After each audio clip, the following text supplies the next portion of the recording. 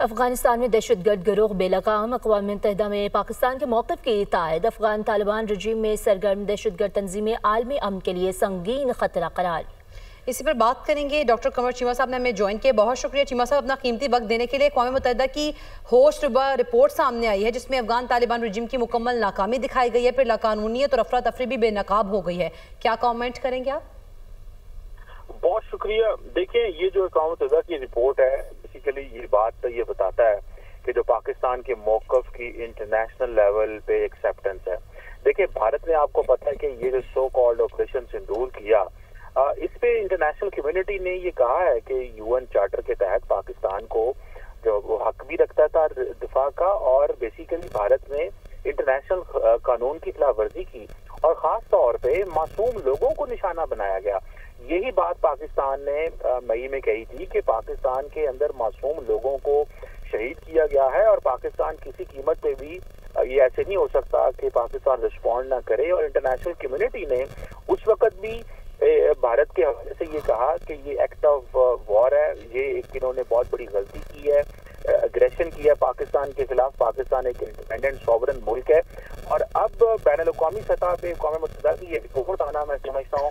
کہ انہوں نے پاکستان کی خود مختاری، پاکستان کی سوورینٹی کے حوالے سے یہ جو بات کی ہے اور پاکستان نے جو سیلف ڈیفینس کیا، دیکھیں ہمارا جو رسپانس تھا وہ سیلف ڈیفینس تھا، تو میں سمجھتا ہوں انٹرنیشنل لیول پہ ہماری اس حوالے سے اپریشیشن ہوئی ہے کہ پاکستان نے as a responsible member of international community اچھے انداز سے جو ہے وہ جواب دیا۔ دوسری بات جو امپورٹنٹ ہے وہ سندھ طاس معاہدے کے حوالے سے ہے۔ دیکھیں، یہ جو ہیلڈ ان ابینس والی بات ہے، یہ بیسیکلی انٹرنیشنل کمیونٹی اس معاملے میں بڑی پریشان کن ہے، کیونکہ ورلڈ بینک نے اس پہ آلریڈی جو میڈیٹ کروایا ہوا ہے دونوں ملکوں کے بیچ میں، اور اگر ہم یہ دیکھیں کہ کروڑوں لوگ دونوں طرف اس سے متاثر ہو سکتے ہیں، اور جو ہمارا موقف ہے وہی یونائٹڈ نیشنز نے اس موقف کو دہرایا ہے کہ بہت کروڑوں لوگوں کی زندگیاں متاثر ہو سکتی ہیں، اور پاکستان کیونکہ آلریڈی کہہ چکا ہے کہ ہمارے لوگوں تک اگر پانی نہیں پہنچنے دیا جاتا تو ہم اس کو ایکٹ آف وار کہتے ہیں۔ اور انٹرنیشنل کمیونٹی اور آپ یہ یو این کا کی رپورٹ کے مطابق بھی یہی کہا گیا ہے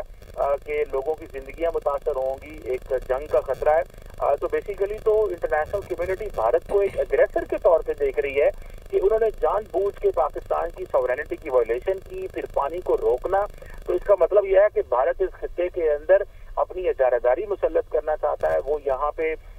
ڈکٹیٹ کرنا چاہتا ہے ممالک کو، اور وہ سمجھتا ہے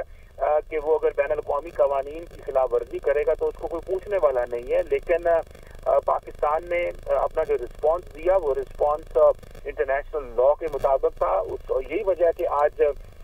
یہ جو خصوصی ماہرین کی رپورٹ ہے یہ پاکستان کو اپریشیٹ بھی کر رہی ہے اور پاکستان کے موقف کی تائید بھی کر رہی ہے، اور پانی کو روکنا یا پانی کے بہاؤ میں رکاوٹ پیدا کرنا اس میں انسانوں کی زندگیوں سے اس کو خطرہ ہے۔ تو لہٰذا انٹرنیشنل کمیونٹی کو ہم سمجھتے ہیں اقوام متحدہ کے یہ پلیٹ فارم سے یہ چیزیں آنا یہ بہت اچھی چیز ہے، اور بین الاقوامی سطح پہ جو پاکستان ہمیشہ یہ کہتا رہا بھارت ایک اگریسر ہے، بھارت انٹرنیشنل لا کی وائلیشن کر رہا ہے، بھارت اس خطے میں طاقت کا توازن بدلنا چاہتا ہے، وہ اپنی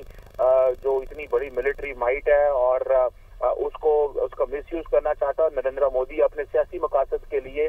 بھارت اور پاکستان کے تعلقات خراب کرنا چاہتے ہیں تاکہ وہ یہ ہندو مسلم تقسیم پیدا کر کے اپنے ملک میں بھی ووٹ لینا چاہتے ہیں ہندوؤں سے، اور